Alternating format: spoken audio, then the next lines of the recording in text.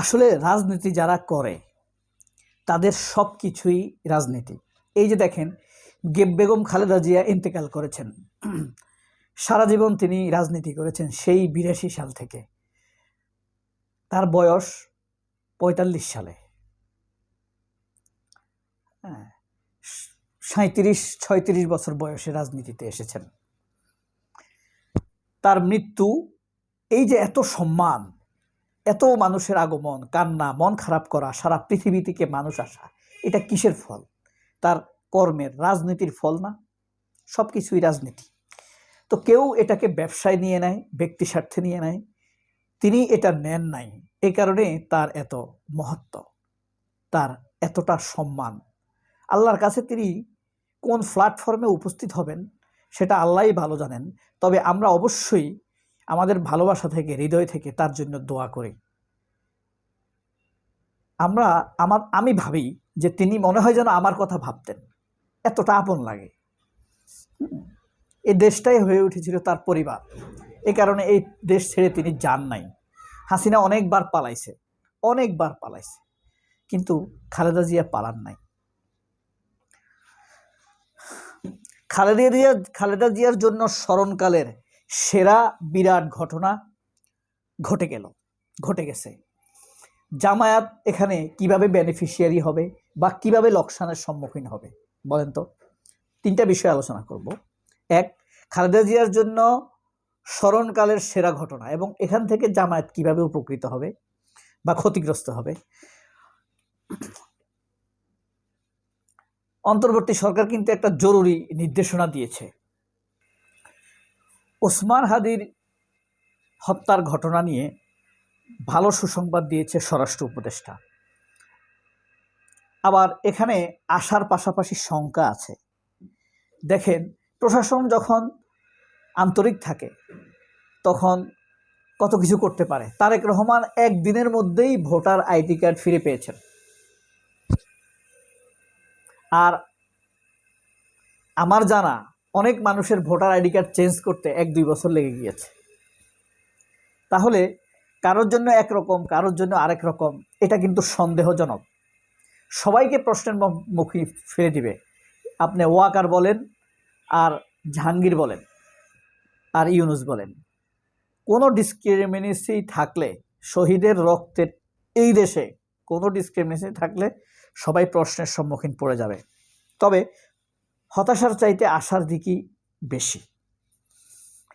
সতর্ক থাকা আমাদের জন্য জরুরি, কারণ আপনি বুঝেন আগামী দিনগুলোতে আপনার সন্তানের ভবিষ্যৎ, আপনার স্ত্রী, সন্তান, কন্যাদের নিরাপত্তা কাদেরকে দিলে তারা ভালো থাকবে, সেই জিনিসটি আপনাকেই খেয়াল রাখতে হবে, আমাকেই খেয়াল রাখতে হবে। তারপরে আল্লাহর সাহায্য কামনা করতে হবে। কারণ মানুষের শক্তি যখন শেষ হয়ে যায় তখন আল্লাহর খেলাটা শুরু হয়। আপনি যদি আপনাকে যতটুকু দিয়েছে শেষ ততটুকু যদি আপনি না দেখান, তাহলে আল্লাহটা দেখাবে কেন? আপনি নিজেই তো সচেষ্ট না। আপনি যে কোনো জিনিস ধরে শুধু পরিশ্রম করে যান, আল্লাহর কাছে চেয়ে যান, আল্লাহ দিবেই এবং দিবে। এই যে দেখেন, হাসিনাকে তাড়ানোর জন্য কত কিছু করছে বিএনপি লোকেরা, নির্যাতিত লোকেরা, সবাই না, ফখরুলটা না, প্রান্তিক লেভেলের লোকেরা, জামাত, সবাই আশা ছেড়ে দিছে ২৪-এর ইলেকশনের পরে, ৭ জানুয়ারি ইলেকশনের পরে মরা পর্যন্ত থাকবে। দেখেন, আল্লাহর খেলা শুরু হয়ে গেছে, কিন্তু আল্লাহ বুঝতে পারছে এরা চেষ্টা করছে। আল্লাহ এমনভাবে তাকে নিচে পতন করে না, পালায় দেয়া হয়েছে তাদেরকে। এখনো যদিও তাদের সাঙ্গপাঙ্গরা রয়ে গেছে, প্রথম আলোর মতি এরা রয়ে গেছে, কাদের কণ্ঠরা রয়ে গেছে, যাবে, এরাও যাবে। তো যাই হোক, এই সুসংবাদগুলো আসছে আমাদের সামনে। খলিলুর রহমানের দিক থেকে চমৎকার কিছু দিক আসবে, যেহেতু সরকারি বিষয়, সেদিকে আমরা অপেক্ষা করি। আর জামায়াতের আমির তো যে ঘটনাগুলো ঘটাইছেন গত কয়েকদিন, তা চমৎকার। আপনার তরুণদের মুখোমুখি হওয়া, তাদের সাথে কথা বলা, তাদের প্রশ্নে জর্জরিত না হয়ে ঝরঝরে হয়ে যাওয়া, আনন্দের সাথে তাদের আলাপ করা, এবং সেখানেও তিনি খালেদা জিয়াকে ভুলেন নাই। এই বিষয়গুলোকে আগামীর রাজনীতিতে প্রভাব ফেলবে। আপনি এখন কারোর একটা মতামত, কারোর একটা অ্যাক্টিভিটিস আপনার সংবাদপত্র দ্বারা আড়াল করে রাখবেন, আপনার পত্রিকায় আনবেন না, অথবা তার বিরুদ্ধে মিথ্যা কথা লিখে দিবেন, এগুলা তেমন কিছু কাজ হবে না। একটু কাজ হয়, সেটা কি, পত্রিকা একটা এম্বাসিতে গেল, তারা এই নিউজটা দেখলো আপনাকে নিয়ে একটু কিছুদিন নেগেটিভে, কিন্তু আপনাকে বুঝতে হবে বিশেষ করে বড় এম্বাসি যারা powerful, America, Canada, France, German, যারা আন্তর্জাতিক অঙ্গনে প্রভাব রাখে, তারা আপনার পত্রিকার খবরের উপরে নির্ভর করে না, তারা নিজেরাও একটা খবর নেয়। আপনি দেখেন এই যে জুলাই যারা শহীদ হয়েছে, আমেরিকা, জাতিসংঘ কি আপনার তদন্তের উপরে বসেছিল? না, তারা নিজেরা একটা তদন্ত করেছে। ওসমান হাদির ব্যাপার, পুলিশ কিছু করতে পারুক আর না পারুক, তারা একটা তদন্ত করেছে। এসব পুলিশ কিন্তু আর মিশরে যেতে পারবে না। এই যে সেনাবাহিনী ওয়াকার যদি নিজের বাহিনীর শৃঙ্খলা বজায় রাখতে না পারে, নিজের বাহিনীকে অপরাধমুক্ত রাখতে না পারে, এই সময়ে ডক্টর ইউনূসের স্বাধীন সময়ে এসেও যদি ওয়াকার তার ভদ্রতা বজায় রাখতে না পারে, পেশাদারিত্ব বজায় রাখতে না পারে, পারে নাই এতদিন পর্যন্ত, আমি তারে বিশ্বাস করি না, তার ব্যাপারে নেগেটিভ অ্যাটেম্প্ট হবে না, নেগেটিভ চিন্তা থাকবে না, আমেরিকা, জাতিসংঘ, জার্মান, ফ্রান্স তাদেরকে মার্ক করে রাখবে না? অবশ্যই রাখবে। এগুলো হলো নির্যাতিতদের জন্য আশার দিক। এখন আপনার পত্রিকায় মিথ্যা খবর লিখে রেখে কোনো লাভ নাই। তো এই যে খালেদা জিয়ার জন্য স্মরণকালের সেরা বীরঙ্গর ঘটনাগুলো ঘটছে, তার সম্মান, তার বিপরীতে হাসিনাকে একবার ভাবেন।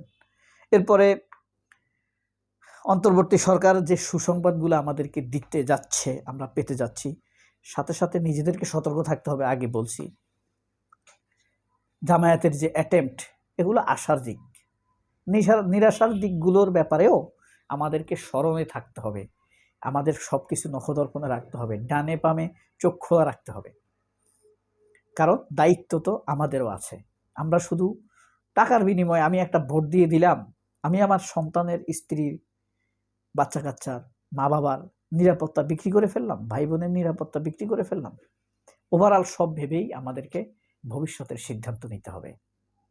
তবে নার্ভাল পলিটিক্সে তারেক রহমানের পরাজয় কিন্তু ঘটে গিয়েছে।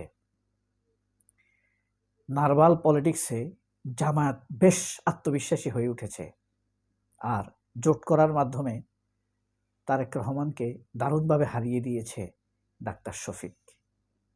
ব্রাভো। আল্লাহ হাফেজ। আসসালামু আলাইকুম।